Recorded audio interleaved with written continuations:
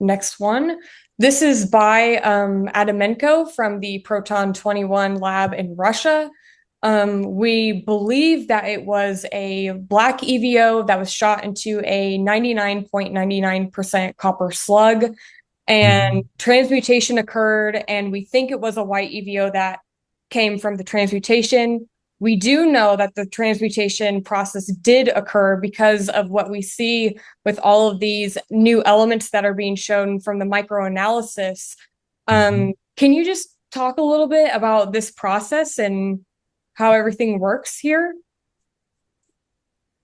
Well, what's neat about the EVO technology is that there is this transmutation element. And one of the big issues we were looking at, and Ken was looking at, and everybody who's involved in this is looking at, is using this as a mechanism to transmute radioactive elements, like radioactive waste, into less radioactive elements or non-radioactive elements or isotopes. So it's really a mechanism to accelerate the decay chain. Maybe that's the easiest way to put it. Okay. To get you where you want to be quicker as far as, you know, the whole decay chain of isotopes. Now, when you get into the issue of like serious transmutation of one element into another element, EVOs, you know, it's possible to do that, and the question is the expense involved due to the cost of having your particle accelerators and that sort of thing. You know, the transmutation process of bombarding one element with either a neutron or a proton to result in something different. You know, that's very achievable. One of my favorites is bombarding bismuth to create polonium-210. And that's a neat reaction that then results in a radiothermal isotope that you can use as a heat source or a radiothermal generator.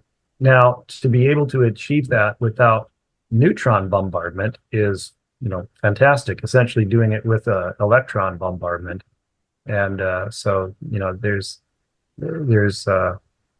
certainly an approach to that. The question is, do you transmute the nucleus in this process? And that's really pretty.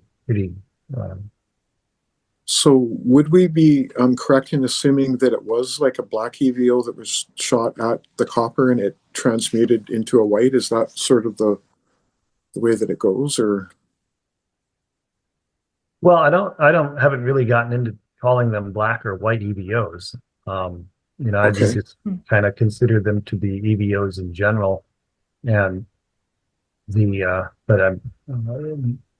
but yeah, I would certainly say that you can use EVOs for transmutation. I know Ken has written papers about that.